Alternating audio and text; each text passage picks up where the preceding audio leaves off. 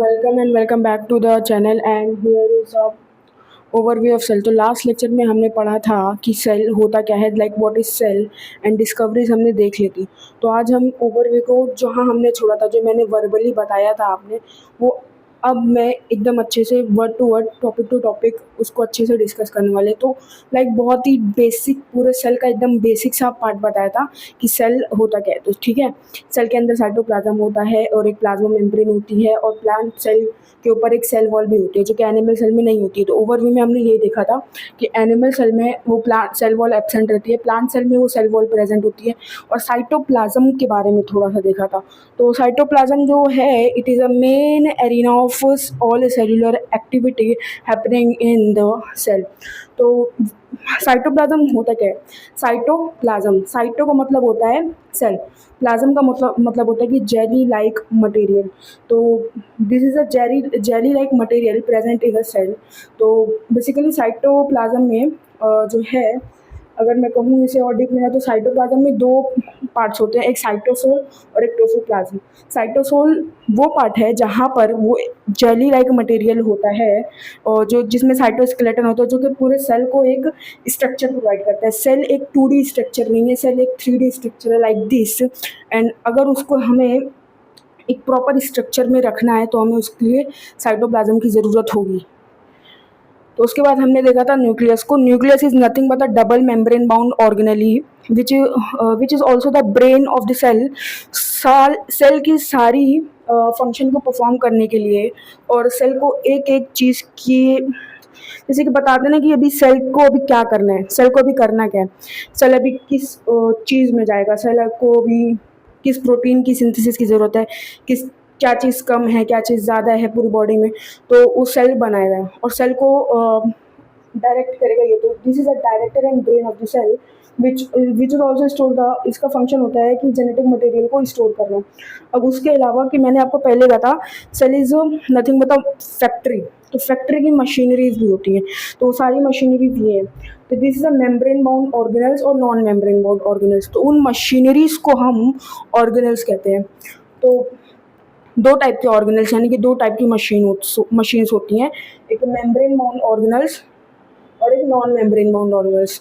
जो membrane bound organelles हैं वो यहाँ पर माइटोकॉन्ड्रिया, प्लास्टिड में भी क्लोरोप्लास्ट, क्रोमोप्लास्ट, ये सारी चीज़ें आती है, वैक्यूल, लाइजोसोम, ये सारी चीज़ें जो मेम्ब्रेन बाउंड हैं वो यूकैरियोटिक सेल का पार्ट होती हैं। और जो कि नॉन मेम्ब्रेन बाउंड है वो राइबोसोम और सेंट्रियोल। राइबोसोम में जो नॉन मेम्ब्रेन बाउंड ऑर्गेनल्स है, ये प्लांट और एनिमल में दोनों में प्रेजेंट होगा, लेकिन डिफरेंस होगा। राइबोसोम जो बड़ा होगा ATS, वो प्लांट सेल में पाया जाएगा, क्योंकि प्लांट सेल को ज़्यादा रिक्वायरमेंट, प्लांट और एनिमल सेल्स में, ठीक है, दोनों में प्रेजेंट होगा। लेकिन प्लांट और एनिमल सेल दोनों यूकैरियोटिक है, लेकिन प्रोकैरियोटिक सेल होता है जो जिसके पास न्यूक्लियस नहीं होता है। प्रोकैरियोटिक जिसके पास न्यूक्लियस नहीं होता है, क्योंकि हमने लास्ट लेक्चर में मैंने बोला था कि हमने सेल को न्यूक्लियस के बेस पे दो टाइप में डिवाइड किया, प्रोकैरियोटिक एंड यूकैरियोटिक। प्रोकैरियोटिक जिसके पास न्यूक्लियस नहीं होता है, यूकैरियोटिक जिसके पास प्रॉपर न्यूक्लियस होता है, ठीक है। प्रोकैरियोटिक के पास प्रॉपर मेम्ब्रेन बाउंड ऑर्गेनल्स में नहीं होती हैं। तो एक ऑर्गेनल होता है जिसके पास, प्रोकैरियोटिक के पास, जो कि नॉन मेम्ब्रेन बाउंड है, वो राइबोसोम होता है, जो प्रोकैरियोटिक में पाया जाता है, और प्लांट सेल और एनिमल सेल्स में। सेंट्रियोल जो होता है वो भी नॉन मेम्ब्रेन बाउंड ऑर्गेनल्स है, जो कि एनिमल सेल में पाया जाता है। वो सेल डिवीजन में हेल्प करता है। सेल डिवीजन इसके बाद का चैप्टर है, cell cycle and cell division इसके बाद का चैप्टर है। अब मैंने कहा कि जो सेल फैक्ट्री है, तो क्या सारे ऑर्गेनिजम्स में, क्या सारे सेल, दुनिया के सारे सेल सेम तरीके के होते हैं, या सारे ऑर्गेनिजम्स के सेल सेम तरीके के होते हैं? तो ऐसा बिल्कुल भी नहीं है। इसके फंक्शन और इसकी पोजीशन के हिसाब से ये अलग अलग होते हैं। लाइक एग्जांपल्स में देख लेते हैं, जैसे कि अपना RBC है, तो ये डिफरेंट सेल्स जो होते हैं वो डिफरेंट शेप के, डिफरेंट साइज के भी होते हैं। सबसे पहला मतलब कि फॉर एग्जांपल RBC है, RBC का शेप बाय कॉनकेव होता है। WBC है जिसका शेप अमीबॉइड होता है। ये अपने अपने फंक्शन के हिसाब से अलग अलग शेप और अलग अलग साइज में डिफ्रेंशिएट होते हैं सेल्स। जिसका जो फंक्शन है वो वैसे ही उसका शेप रहेगा, वैसे उसका साइज रहेगा। लाइक अगर मैं बात करूँ ट्रैकिड्स और वेसल्स की, जो कि जाइलम का पार्ट होते हैं, ट्रैकिड और vessel. Xylem is a conducting water conducting vessel in vascular plants. Water conduction में हेल्प करता है। तो वाटर कंडक्शन के लिए एक पाइप लाइक स्ट्रक्चर होना चाहिए, तो इसका भी एक इलोंगेटेड शेप होता है। और नेक्स्ट और भी एक न्यूक्लियस में नहीं, नेफ्रॉन, न्यूरॉन। वैसे नेफ्रॉन का भी शेप उसके तरीके से अलग ही होता है। न्यूरॉन, न्यूरॉन का तो ब्रांच होगा, क्योंकि न्यूरॉन को ना कंडक्ट करना रहता है, अलग अलग ट्रांसमिट एक पार्ट से ब्रेन से सारी जगह पहुंचाने रहते हैं, तो वो मतलब ब्रांच्ड होगा, चाहे इधर से उधर वो ब्रांच होता है, दैट्स वाई। और एक और मेसोफिल सेल का जो होता है वो राउंड शेप होता है, राउंड एंड स्पंजी होता है मेसोफिल का।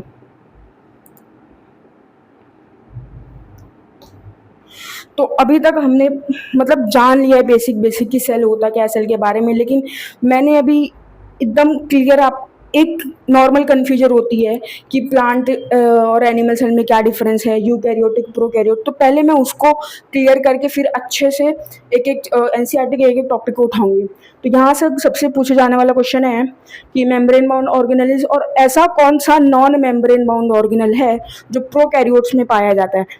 तो नॉन मेम्ब्रेन बाउंड ऑर्गेनल है जो प्रोकैरियोट्स में पाया जाता है, वो राइबोसोम है। पहला क्वेश्चन ये बनता है। और दूसरा क्वेश्चन ये बनता है कि ये राइबोसोम प्लांट और एनिमल सेल में दोनों में पाया जाता है, जबकि वो नॉन मेम्ब्रेन बाउंड ऑर्गेनल है। और ऐसा कौन सा ऑर्गेनल है जो खाली एनिमल सेल्स में पाया जाता है, तो वो सेंट्रीओल है। और दैट्स इट। और यहाँ पे मेन एरिना, एरिना का मतलब मैंने पहले बताया था, एरिना का मतलब होता है एरिया, जगह, इलाका।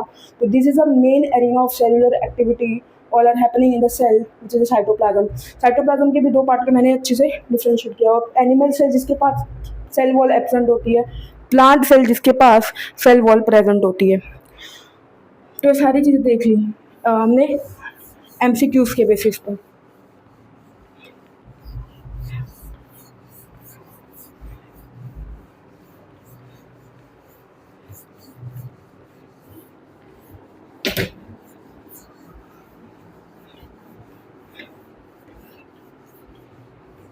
इसके अलावा भी क्वेश्चंस पूछे जाते हैं लाइक एनसीईआरटी से कि सबसे छोटा सेल कौन सा है, सबसे बड़ा सेल क्या है, और सेल की डिफरेंट डिफरेंट साइज। तो यहाँ पर सबसे स्मॉलेस्ट सेल जो है वो माइकोप्लाज्मा है, which is a part of bacteria. इसकी साइज है 0.3 माइक्रोमीटर। आरबीसी की साइज देके रखी है 7 micrometre in its diameter.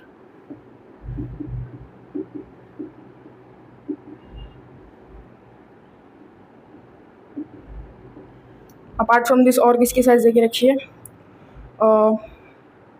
Typical eukaryotic cell,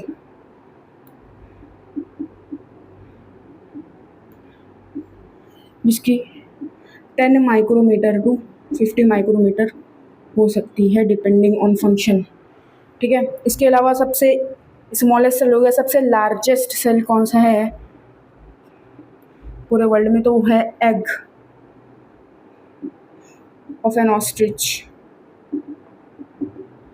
यानी शुतुरमुर्ग का अंडा। वो सिंगल एक सेल होता है जो कि लगभग 15 से 20 सेंटीमीटर का होता है। यहाँ पे उसका न्यूक्लियस होता है। तो शुतुरमुर्ग का अंडा सबसे लार्जेस्ट सेल है। और सबसे लॉन्गेस्ट सेल है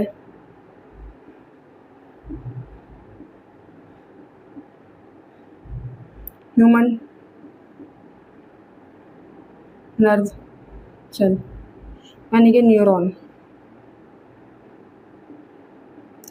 न्यूरॉन सबसे लार्जेस्ट सेल है, सबसे लॉन्गेस्ट नहीं, न्यूरॉन सबसे लॉन्गेस्ट सेल है और सबसे लार्जेस्ट सेल है। अभी मैंने कहा था लार्जेस्ट और लॉन्गेस्ट में ही दिक्कत होती है, लार्जेस्ट और लॉन्गेस्ट में ही कन्फ्यूजन होती है। तो अगर लार्जेस्ट पूछा है तो एग ऑफ एन ऑस्ट्रिच, और लॉन्गेस्ट यानी कि लंबा पूछा है तो न्यूरॉन आएगा, स्मॉलेस्ट पूछा है तो माइकोप्लाज्मा आएगा। Mycoplasma is nothing but a part of prokaryotic cell which जिसके पास सेल वॉल नहीं होती है, ठीक है। और अपने अपने फंक्शंस के बेसिस पे यहाँ पे डिफरेंट टाइप्स ऑफ शेप्स होते हैं। इस it could be oval, circular, discoid, मतलब कि अपने अपने क्यूबॉइडल किसी भी टाइप के हो सकते हैं शेप। तो सेल की ऐसा नहीं कि एक ही तरीके का शेप रहता है, वो एक 3D स्ट्रक्चर है, तो किसी भी टाइप का हो सकता है डिपेंडिंग ऑन दर फंक्शन।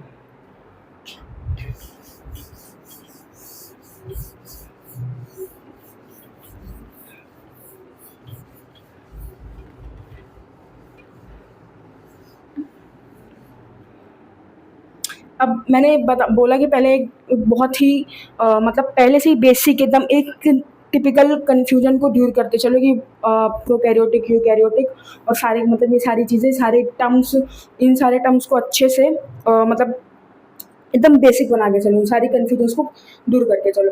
तो पहले जो मैंने बोला कि सेल को हमने on the basis of nucleus दो टाइप में डिवाइड किया, प्रोकैरियोट एंड यूकैरियोट। इन दोनों में क्या डिफरेंस है, ठीक है, इन दोनों में क्या डिफरेंस है। प्रोकैरियोटिक जो सेल है उसका जो न्यूक्लियस है वो एब्सेंट होता है, इसके पास न्यूक्लियस एब्सेंट होता है। और डबल मेम्ब्रेन बाउंड यानी कि मेम्ब्रेन बाउंड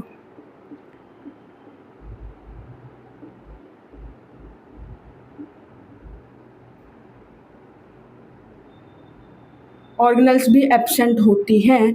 तो मैं एक सिंपल सा क्वेश्चन आपके दिमाग में भी आ रहा होगा, अगर इसके पास न्यूक्लियस ही नहीं है यानी कि ब्रेन ऑफ सेल ही नहीं है, तो ये फिर सर्वाइव कैसे करेगा, यानी कि इसकी फिर जेनेटिक इन्फॉर्मेशन कहाँ होती होगी और ये मतलब ये काम कैसे करता होगा। और जब इसके पास मेम्ब्रेन बाउंड ऑर्गेनल ही नहीं है, लाइक इसके पास माइटोकॉन्ड्रिया भी नहीं है, इसके पास एंडोप्लाज्मिक रेटिकुलम भी नहीं है, गोल्जी कॉम्प्लेक्स भी नहीं है, प्लास्टिड्स तक नहीं है, तो ये प्लास्टिड्स में क्या आता है, क्लोरोप्लास्ट। क्लोरोप्लास्ट जो है जिसकी मदद से फोटोसिंथेसिस होती है, ना ही तो ये अपना खाना खुद बनाने वाला ऑर्गेनल है इसके पास, ना तो वो मशीनरी है जो अपना खाना खुद बना सकती है, और ना ही वो मशीनरी है जो जेनेटिक मटेरियल्स को स्टोर करके रखती है। और जो सेल को यानी कि इस फैक्ट्री की सबसे इंपॉर्टेंट मशीनरी वही एब्सेंट है, तो ये सेल आखिर जिंदा कैसे रखता है। क्या डाउट आया? ज़रूर आएगा, आना भी चाहिए। तो इस डाउट को हम जल्दी ही क्लियर करेंगे। और यूकैरियोट में एक प्रॉपर न्यूक्लियस होता है, डबल मेम्ब्रेन बाउंड, और एक प्रॉपर मतलब सारी चीज़ें होंगी इसके पास, सारे डबल मेम्ब्रेन, सिंगल मेम्ब्रेन, यानी कि सब टाइप के ऑर्गेनल्स में होंगे। अब इसी का पार्ट है animal cell and plant cell.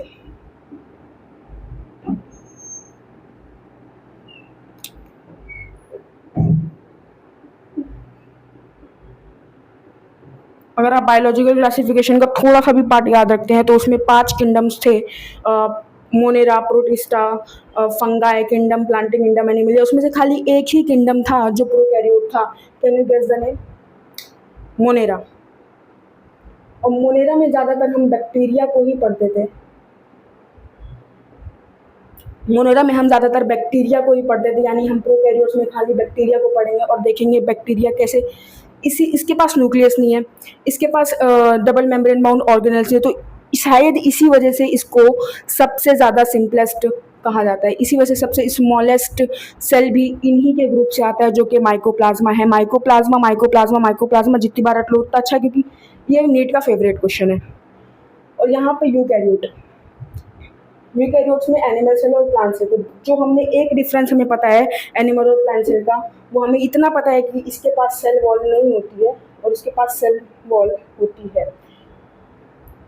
ये सारी चीज़ों को और अच्छे से और डिटेल में हम अगले लेक्चर में देखेंगे। तो ये कन्फ्यूजन दूर करके रहना कि सेल कितने टाइप का होता है और उसके आगे फर्दर प्रोकैरियोट और यूकैरियोट को मैंने कैसे डिफाइन किया, ये सबसे इंपॉर्टेंट है। इसे अच्छे से क्लियर करते हुए चलना। Thank you.